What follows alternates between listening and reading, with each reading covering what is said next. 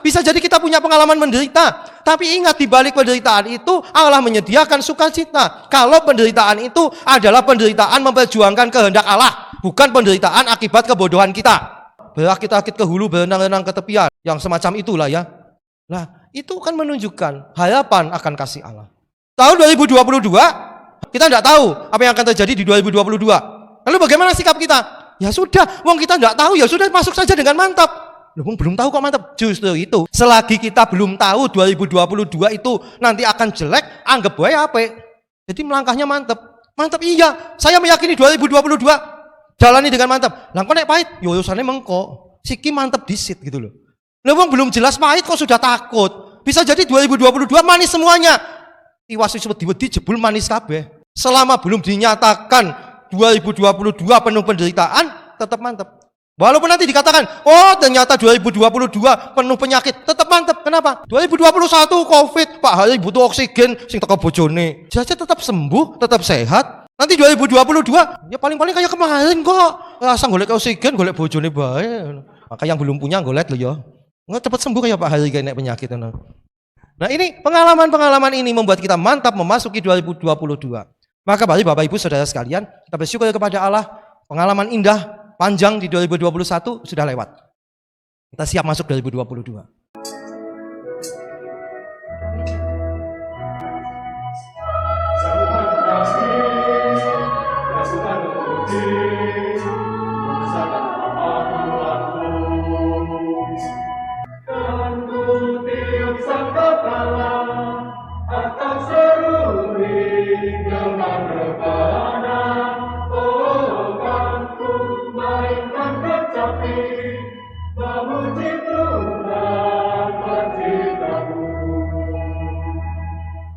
Dalam nama Bapa dan Putra dan Roh Kudus.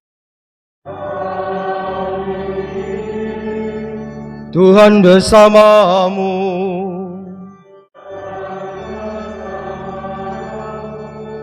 Bapak Ibu, para saudara sekalian yang terkasih, selamat sore. Cinta kasih Tuhan yang tiada hentinya telah banyak kita alami, kita terima, dan kita nikmati sepanjang tahun 2021 yang sebentar lagi akan kita akhiri ini. Tahun 2021 dengan segala situasinya tetap menampakkan keagungannya. Teristimewa kalau kita melihat, disitulah di tengah-tengah suasana yang seringkali tidak bisa kita pahami sebagai suasana yang penuh rahmat. Khususnya ketika kita melihat, ketika kita memandang, ketika kita mengalami bahwa di tahun 2021 pandemi COVID-19 masih tetap ada di tengah-tengah kita, mencekam kita, dan memberikan ancaman yang sungguh luar biasa, yang menakutkan bagi kita. Tetapi Tuhan tetap menghadirkan dirinya. Dia tetap menunjukkan Dia ada di tengah-tengah kita. Dia tidak meninggalkan kita. Itulah bukti betapa Tuhan selalu memberikan anugerahnya bagi kita. Kebaikan Tuhan seringkali tidak bisa kita kenali, tidak bisa kita tanggapi, apalagi kita balas. Kita dengan mudah menolak juga tawaran kasih Allah karena kita begitu sibuk dengan ketakutan kita, dengan kekecewaan kita, dengan kesedihan kita. Hari ini, saat ini, di penghujung tahun 2021, kita renungkan semua itu dalam pengalaman relasi kita dengan Tuhan dan sesama kita yang begitu baik kepada kita. Maka mari saudara sekalian, kita siapkan hati kita untuk menyatakan sesal dan tobat kita, untuk mengawali perayaan ini, supaya kita layak di hadapannya. Pernyataan tobat dari teks yang telah disediakan didayaskan bergantian laki-laki dan perempuan dan laki-laki. Saudara sekalian, marilah sekarang kita mengakui dan menyesali dosa-dosa kita, serta mohon pengampunan Allah agar semakin layak merayakan peristiwa penyelamatan ini. Ya Tuhan. Aku hendak memuji nama-Mu, ya Allah Rajaku selama-lamanya. Aku hendak memuji nama-Mu, ya Allah Rajaku selama-lamanya. Aku hendak mengagungkan Dikau, ya Allah ya Rajaku.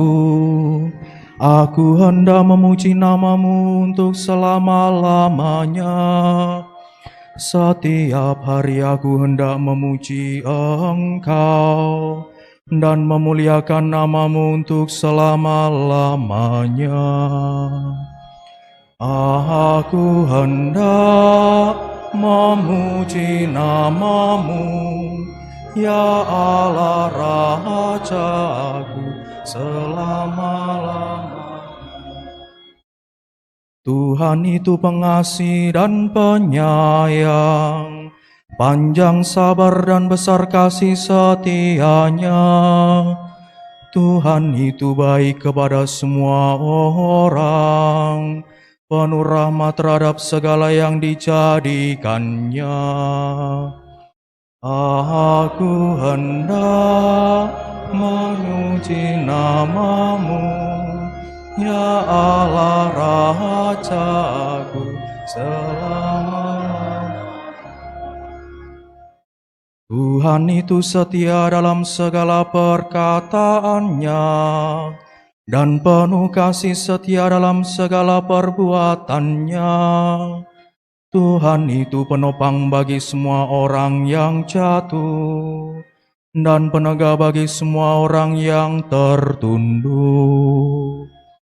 Aku hendak memuji nama-Mu, ya Allah Rajaku, selama-lamanya. Haleluya, haleluya, haleluya, haleluya, haleluya, haleluya, haleluya, haleluya. Aku bersyukur kepadamu Bapa, Tuhan langit dan bumi, sebab misteri kerajaan Engkau nyatakan kepada orang kecil. Haleluya, haleluya, haleluya, haleluya, haleluya, haleluya.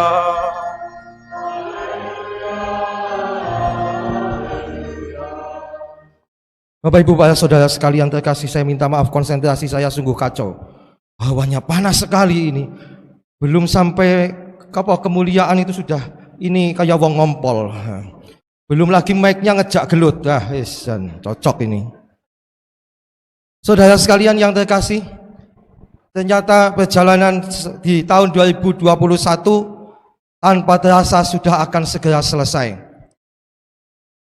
Kurang lebih 1 tahun yang lalu, ketika kita mulai meninggalkan, siap-siap meninggalkan tahun 2020, memasuki tahun 2021, tentu ada begitu banyak pengharapan. Saya mau mendekat kipas angin saja. Piye carane ben adem ya? Nah, begini. Kenapa saya katakan punya harapan? Karena memang pada waktu itu kan, ya situasi pandemi COVID itu di tahun 2020 sudah begitu terasa membosankan. Di keuskupan kita ini yang saya masih ingat persis, mulai tanggal 20 Maret sampai 17 Juni tahun 2020 itu pertama kalinya misa ditiadakan. Lalu ketika kita melangkah memasuki tahun 2021, punya pengharapan besar bahwa pandemi COVID-19 pada tahun 2021 ini segera berakhir. Apalagi sudah ditemukan vaksin ini, vaksin itu, dan vaksin-vaksin lainnya. Maka ada harapan ya tahun 2021 tidak akan mengerikan tahun 2020. Itu di awal tahun 2021, 1 tahun yang lalu. Tapi apa yang kita alami? Ternyata setelah 1 tahun hampir selesai, pandemi COVID masih mendominasi perjalanan kita sepanjang tahun 2021. Sopo dolanan mic ya? Oh. Jadi harapan kita bisa jadi kita merasa, loh harapanku tidak terkabul. Apalagi kalau kita ingat bulan Juni Juli kemarin itu, kalau tahun lalu COVID itu menghebohkan, lalu banyak orang mencari masker kemana-mana, saya harus sebut merek juga ya, masker sensi yang dulu harganya murah lalu melambung tinggi. Lah begitu tingginya disaut manuk nanti tekan sikil sama mencelok maning. Sensi itu kan masih mahal sampai sekarang ini. Padahal dulu dikasih saja saya tidak mau. Saya kira di barang istimewa itu.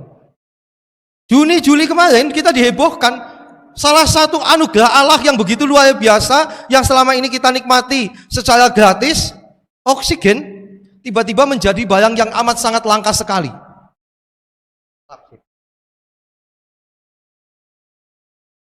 Saya itu panas, deleng Bapak Ibu kepanasan makin panas maning Jan. Alah, Anda lihat saya itu nggak kepet-kepet, deleng wong kepet-kepet iki rasanya jadi kepengin melu kepet-kepet gitu loh. Ini pun sampai kayaknya ada anginnya tapi ora kerasa iki. Jan. Di sini 30 derajat katanya ruangan ini nggak tahu. Anugerah Allah yang kita nikmati dengan gratis begitu mudah seperti ini. Nafas sebebas-bebasnya, tarik nafas sekuat-kuatnya, silakan tarik, tahan, sak kemenge. Tiba-tiba kemarin itu menjadi barang yang langka. Salah satu yang mengalami aktornya yang duduk di depan ini. Iki Pak Hari iki kudu bersyukur banget iki. Iso lolos 2021 ya Pak ya. Meh ora lolos kuwi. Loh, iya loh. Saya itu sampai saya dengan Nomo Tejo itu ikut memantau kondisinya Pak Haring kan di Palang Biru Gombong. Lalu perawat saya minta, pokoknya ya laporan perkembangannya Pak Haring kepiye. Iya begitu agak menurun langsung mau kondisinya menurun. Tapi setelah istrinya datang membaik. Oh, jebul di oksigen iki jan. Iya toh, benar toh? Ah, iya. Pak Haring itu butuh oksigen tapi butuh istri juga itu. Oksigennya yang teko bojone wis teko jenggelek lah. Tapi itu pengalaman yang sangat luar biasa yang tidak pernah kita bayangkan akan kita alami di dunia ini. Oke lah Bapak Ibu Saudara sekalian, COVID-19 masih ada, masih belum mau meninggalkan kita, malah berkembang biak dengan berbagai macam variasinya. Saya dulu kenalnya variasi itu nek PBB, baris berbaris itu ada variasi ini itu, sekarang ini COVID juga ikut-ikutan. Tetapi kalau kita hanya memandang satu itu saja, bisa jadi kita kecewa. Kalau kita mengukur kebaikan Allah dari hilang atau belumnya COVID-19 itu, kita bisa jadi kecewa. Tetapi mari kita juga jujur juga, jangan hanya memandang dari satu itu. Anugerah Allah kan begitu luar biasa, begitu banyak. Kita lihat yang lain. Gaya-gaya COVID, sekali lagi saya harus mengatakan, kita bangsa Indonesia, semuanya, dari anak-anak kecil sampai mbah-mbah, semua mengalami lompatan teknologi yang luar biasa. Kalau nggak ada COVID, saya yakin banyak di antara kita tidak tahu apa itu Zoom, apa itu Google Meet. Wong Google gue panganan apa bela mudeng kok. Tapi gaya-gaya COVID, wah anak kecil-kecil Google Meet, Zoom. Yang dewasa jangan tanya, mbah-mbah pun tahu. Apa kita bisa melewat Zoom. Wong Legio, sini yang Legio ngacung jajal. Ngacung Legio Maria rasa isin. Legio, jangan mengkhianati Legio lo yo. Ayo kowe. 1, 2, 3, 4, 5, 6 di luar sana, 7, 8. Ya, Mbak Esti di sana 9. Saya tuh kagum pada suatu kesempatan kami pengurus wanita Katolik Republik Indonesia DPD Keuskupan Purwokerto mengadakan Zoom, rapat lewat Zoom. Nah, salah satu anggota pengurus itu Mbak Vita. Vita itu di Purbalingga, anaknya Bu Lambat. Saya tuh sedang apa tiba-tiba salam mbah iki ya, padha rapat. Sapa iki? Saya lihat yang berkedip itu kan layarnya Vita. Fit, sing lagi sembahyang siapa? Genah ibuku komo lagi Legio. Hah? Legio nganggo Zoom? Iya. Betapa canggihnya. Jadi sekarang ini Legio itu sambil di kamar pun iso melu Legio. Itu gara-gara COVID. Kalau tidak ada COVID, nggak kenal Zoom, nggak tahu kayak gitu itu. Saya punya pengalaman yang cukup unik. Di sini ada banyak anggota Santa Monica. Natal yang lalu, Santa Monica Indonesia minta untuk diadakan Natalan Santa Monica. Ini untuk pertama kalinya. Selama ini belum pernah ada Natalan Santa Monica nasional, itu tidak ada. Baru kali kemarin. Lalu tiba-tiba Bu Santi, ketua DPP-nya mengatakan, WA saya, ya berketot tuan rumah ya. Tuan rumah. Kepiye ki? Kok tuan rumah? Iya tapi Purwokerto yang tuan rumah. Oh maksudnya yang mengadakan itu Keuskupan Purwokerto lalu dipancarkan ke mana-mana. Ya sudah. Kebumen waktu itu komandannya Bu Midi itu tugas nyanyi. Anggotanya bukan semua Santa Monica, wong pokoknya saut-saute sing gelem melu nyanyi didaftarkan sebagai kelompok petugas liturgi. Nah, saya minta pakai Zoom, ibu-ibu, mau pakai Google Meet saja. Waduh iki, Saya juga baru 2 kali pakai Google Meet, biasanya nge-zoom. Pada saat sebelum itu bukan bukan misa sebetulnya, kayak rekoleksi. Nah. Lalu saya harus menyampaikan bahan, saya nge-host sekaligus. Maaf Bapak Ibu Saudara sekalian, Santa Monica itu paguyuban janda-janda. Tapi kebanyakan janda-janda yang sudah sepuh. Janda-janda muda pada ndak mau. Karena masih berharap bisa nikah lagi. Nah iya. Wegah mlebu gitu. Wedine nek mlebu ra iso nikah. Lalu apa yang terjadi? Masuk itu begitu mlebu ting celebung. Yang dari mana-mana itu kan se-Indonesia. Lalu Bu Santi saya Manado, Bu Santi saya ini, saya itu. Saya berpikir apa Bu Santi ya krungu kabeh ya. Saya kata tolong ditulis di kolom komentar ya, tetep ting celuwit muni kabeh. Ya sudah. Rekoleksi akan dimulai, mohon tenang. Susah loh. Kalau Zoom itu saya punya kuasa itu. Saya menjadi orang berkuasa jadi host, pateni wae kabeh mikrofone. Videonya pateni. Nah masalahnya Google Meet itu ndak bisa. Masing-masing mateni mikir dhewe, videone dhewe. Wah, wis cetakon. Kene lagi ngomong tiba-tiba ada yang ngomong, ada yang malah share screen dan sebagainya, mati aku. Ibu-ibu, tolong videonya dimatikan supaya saya itu nggak beban berat itu Google Meet saya. Mau mematikannya bagaimana? Walah, ya wis kepiye. Tanya Bu pada cucunya. Mau ini hari Sabtu cucu saya juga lagi pelajaran. Oh, kowe. Sudah, akhirnya video saya tuh jadi munya-munya nggak genah kayak keberat terlalu bebannya banyak. Aduh ya wis. Maaf ya, mungkin ada ibu-ibu yang waktu itu ikut Zoom juga, ikut Google Meet. Ada ibu-ibu saya tidak tahu dari mana, yang penting kan dia bisa melihat layar HP-nya. Nah, layar HP lihat, lalu diletakkan begini kan, ya dia bisa lihat saya, tapi saya melihat perutnya ibu tadi. 2 jam, ndeleng weteng wong. Aduh, pengalaman ini nganggo Google Meet jebul kaya ngene. Itu saya mengatakan kali lain, jelas beliau kata tidak tuan rumah dan tolong jangan Google Meet nganggo Zoom supaya hostnya itu bisa punya kuasa mateni mic dan mateni apa itu. Itu pengalaman-pengalaman yang lucu-lucu, unik-unik. Tapi saya ya maklum ya lagi sing tak adepi mbah-mbah ya. Iso nganggo kaya ngono wis syukur kepada Allah. Sama misa waktu itu peringat WK yang mengadakan peringatan 40 harinya Bu Neti, salah satu pengurus DPD. Apa yang terjadi? Untung waktu itu saya minta Romo Budianto yang sekarang di Spanyol sana lagi studi itu untuk jadi host. Habis misa dia pengumuman pada ibu-ibu, ibu-ibu nanti ya tolong ya diberitahukan kalau ngesum lagi belakangnya tembok ya. Saya tanya, ngopo Bud? Mau ki ono ibu-ibu ngesum burine ki loyong, jalan loyong panjang, tampaknya di ujung sana kamar mandi. Lalu Romo Budi mendapatkan penampakan. Untung ya kowe sing ngehos lha nek aku lagi misa ndeleng penampakan ngono kan buyaya kabeh ngono to. Ya maklum, kenapa? Si ibu juga enggak sadar belakangnya ada sesuatu yang aneh. Yang lewat di belakang ke kamar mandi ya biasa saja dengan pakaian mandinya itu gitu.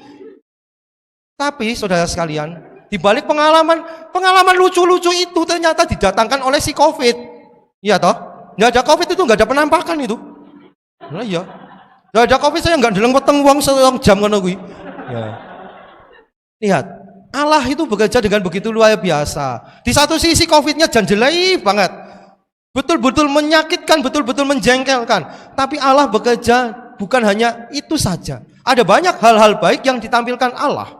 Saya mengatakan, akhir tahun ini mari kita lihat. Sepanjang tahun 2020, apalagi 2021, Juni, Juli. Ada begitu banyak orang yang selama ini bisa jadi sudah lupa caranya berdoa, bahkan lupa pada Tuhan, tiba-tiba menjadi ingat Tuhan, tiba-tiba jadi rajin berdoa. Kalau nggak ada Covid mungkin wis kelalen, Bapak kami Salam Maria kayak apa, Rosario kayak apa. Tapi Covid mengingatkan kita kembali kepada kenyataan kita ini manusia lemah dan Allah menjadi pegangan satu-satunya bagi kita. Kalau tidak ada Covid, keluarga saya itu nggak pernah video callan. Saya dengan 4 adik saya dengan itu pasangannya masing-masing dengan anak-anak cucu dan macam-macam itu. Tapi Covid menyadarkan kami untuk menjalin kembali relasi yang dekat satu sama lain. Saya pernah mengatakan kepada salah satu adik saya, "Ya, pancen Covid iki marake awake dhewe kudu cedhek." Karena apa? Sungguh seperti yang dikatakan dalam bacaan pertama tadi. Kita tidak tahu apa yang akan terjadi besok. Besok kita ketemu lagi ya, besok kita ketemu lagi. Belum tentu itu bisa terlaksana. Saya mengatakan pada keluarga saya, yuk mumpung isi ketemu walaupun hanya lewat Zoom, yuk kita ketemu. Sopo ngerti Tiba-tiba salah satu di antara kita tiba-tiba diajak pulang dengan ditemani si COVID itu tadi. Lihat, Allah tetap menunjukkan kasih-Nya. Ada penderitaan, ada hal-hal yang tidak mengenakan yang harus kita lewati, bahkan mungkin banyak sekali hal-hal yang tidak mengenakan di tahun 2021.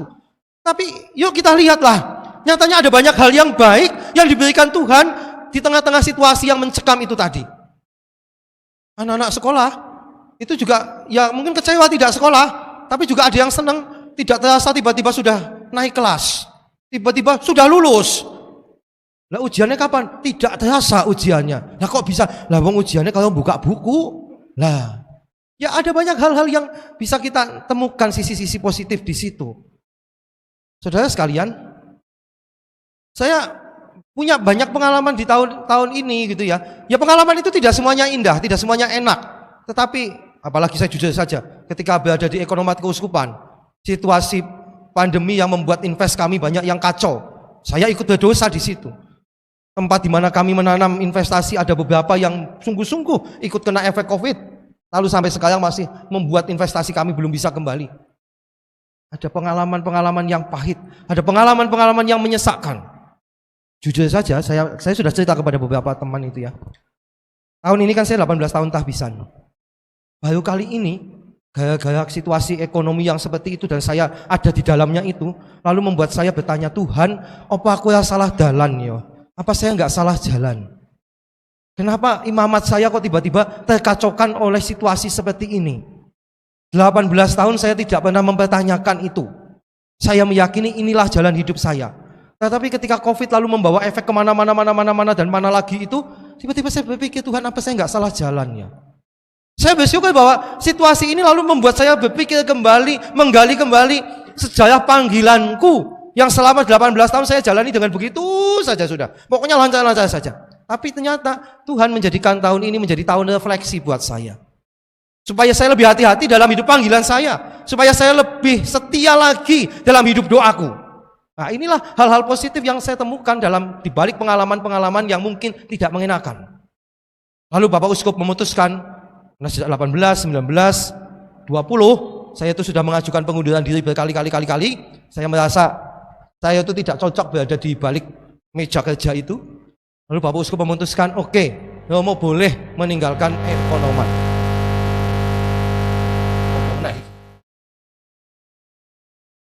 Satu.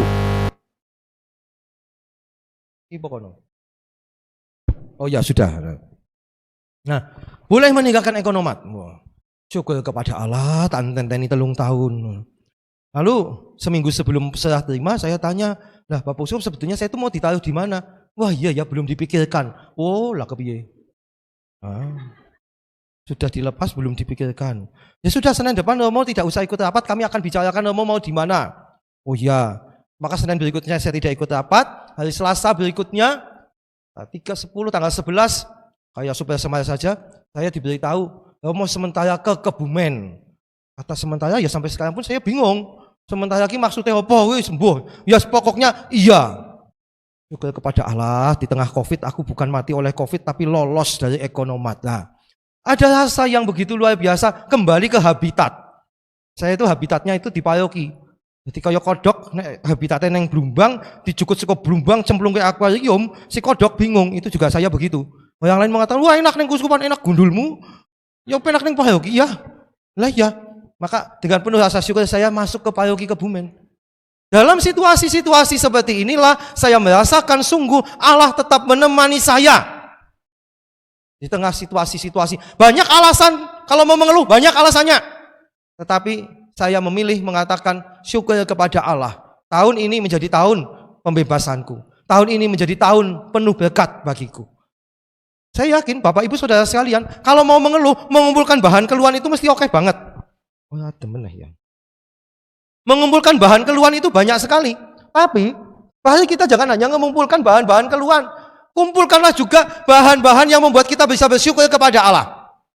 Bahwa rencana saya kacau. Ya makanya Bapak Ibu Saudara sekalian, kita boleh membuat rencana. Tapi gongnya itu akhirnya buntute Tuhan terserah kepadamu. Jangan terlalu memaksa Allah. Kita itu kecewa karena kita sering memaksa Allah. Tahun 2020 mau ditutup, mau masuk 2021. Saya mau pergi ke sini, jebul COVID itu hilang-hilang, lalu kecewa. Tapi kalau kita punya rencana dan kita berani memasrahkan kepada Allah, tidak ada alasan bagi kita untuk kecewa. Di balik pengalaman pahit pun kita temukan Allah yang hadir di sana. Bacaan pertama tadi mengatakan, ini seperti saudara-saudari kita umat Islam, kaum muslimin.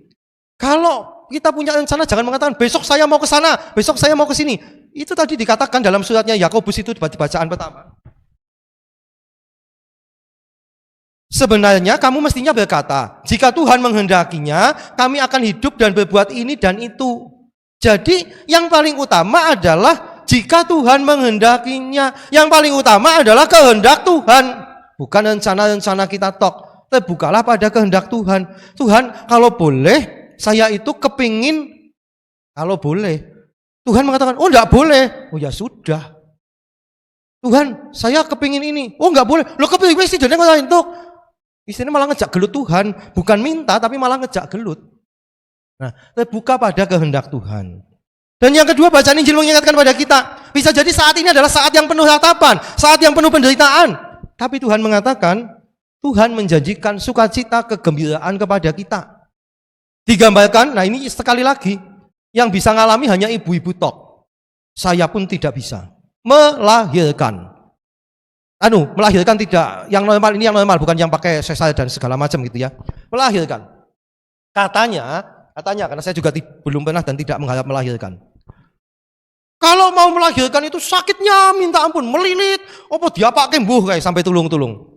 Walaupun ada ibu-ibu yang mengatakan, oh enggak, waktu saya mau melahirkan anak saya yang sakit suami saya. Lah kok iso? Ya karena suami saya mengatakan, wis Bu, kowe sing sehat-sehat, ngono ana apa-apane kowe sing ngasake aku.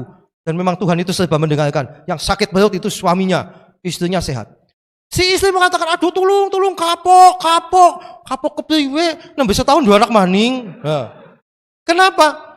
Memang kata waktu melahirkan sakitnya luar biasa. Tapi begitu melihat anaknya, anakku ganteng banget, wah anakku ayu banget. Kan semua ibu bapak itu mesti ngalem anaknya itu ya. Wah bapakmu nih, anakku elek temen, ibunya adalah anakku jangan elek temen, ndak. Ketika melihat anak yang dilahirkan dengan penuh tangisan, jeritan dan kesakitan itu, lalu luluh hatinya. Yang ada sukacita, lupa dengan pengalaman sakitnya. Pak, ngesuk gawe maning. Nah, karena penuh sukacita itu. Nah, demikian juga hidup kita. Bisa jadi kita punya pengalaman menderita, tapi ingat di balik penderitaan itu Allah menyediakan sukacita. Kalau penderitaan itu adalah penderitaan memperjuangkan kehendak Allah, bukan penderitaan akibat kebodohan kita. Ada yang mengatakan berakit-akit ke hulu, berenang-renang ke tepian. Lalu apa meneh kae? Yang semacam itulah ya. Nah, itu kan menunjukkan harapan akan kasih Allah. Tahun 2022, hanya hitungan jam, 6 jam lagi kita masuk. Kita tidak tahu apa yang akan terjadi di 2022. Lalu bagaimana sikap kita? Ya sudah, wong kita tidak tahu, ya sudah masuk saja dengan mantap.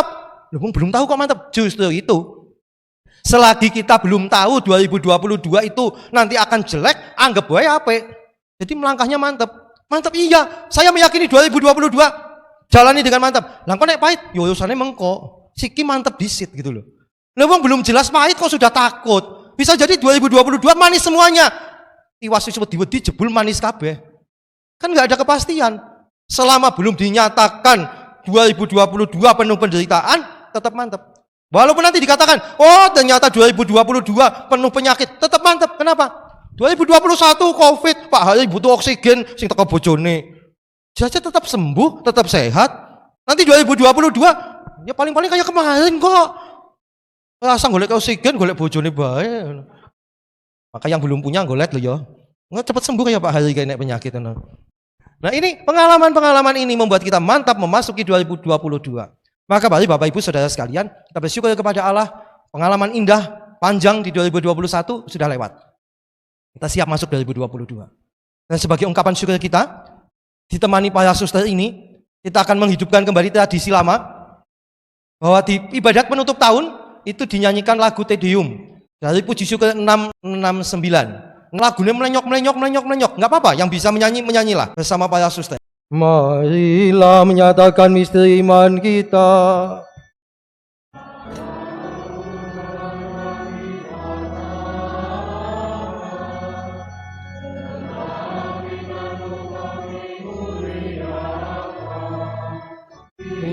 Engkau datang. Ada sedikit pengumuman. Yang pertama, besok pagi misa pagi di gereja ini jam 6 pagi, bukan pertama-tama tahun baruan, tapi besok adalah perayaan Santa Maria Bunda Allah. Tradisinya kalau tadi Tedeum, Mandan Angel nyanyine, besok itu Veni Creator atau datanglah ya Roh Pencipta, kabeh apal. Datanglah ya Roh Pencipta. Pembuka tahun itu, nutupnya nanti dengan Tedeum Desember tahun depan. Naik tekan. Lalu yang kedua, besok sore misa tidak ada. Jadi yang misa Sabtu jam 6 petang tidak ada. Hanya ada misa Sabtu pagi di gereja ini. Kemudian perayaan penampakan Tuhan dirayakan untuk paroki kita. Untuk umum hanya 2 misa, minggu pagi jam 7 dan minggu petang jam 6. Lalu jam 9-nya ada misa khusus anak-anak dan pendampingnya. Dalam rangka Hari Anak Misioner Sedunia dan juga Natalan anak-anak. Ini diatur oleh panitia Natalan anak-anak. Saudara sekalian, Bapak Ibu yang terkasih, terima kasih atas kebersamaan kita malam ini. Setelah ini, teman-teman kaum muda yang sekarang tugas kuliah ini akan melanjutkan sedikit acara di belakang sana, di tempatnya Suster Celestine. Nah, ya di belakang karena di sini tidak mungkin. Tapi nanti ada batasannya, ada batas jamnya. Jadi mereka akan melanjutkan. Bapak Ibu yang merasa muda mau tetap tinggal di sini, melu dolanan, ya monggo. Yang mau pulang ya silahkan. Yang penting jangan lupa besok pagi ikut misa jam 6. Pendaftaran dibuka sampai jam 21:21. Tadi saya mau misa sudah tak tiliki ono 59 wisan. Nah, silakan yang lain ikut mendaftar. Sekali lagi terima kasih. Minta maaf kondisi kita panasnya minta ampun. Saya minta maaf pribadi. Banyak hal tidak bisa konsen. Dan dalam rasa syukur kita mohon berkat Tuhan. Tuhan bersamamu.